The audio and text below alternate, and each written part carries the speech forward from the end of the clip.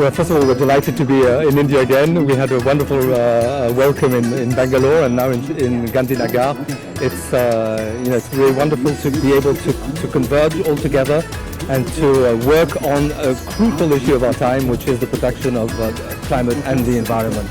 And we're hopeful that we're going to make much progress in this second meeting. I'm dealing with the climate side in particular, and we have a lot on our plate, of course, because time is ticking.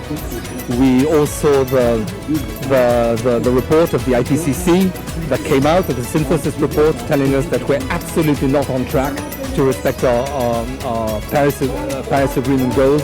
So it's very important that the G20 come together. We collectively represent 80% of world emissions, that we collectively tackle this issue for the sake of humanity. I think it started on a very positive note, carrying on from the first meeting that took place in Bangalore in February.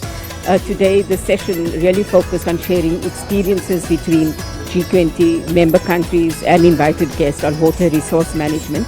So countries were sharing best practices in terms of initiatives that they are undertaking with each other. So I think in that it was a very fruitful session, and all of us learning from each other what we're doing in that area.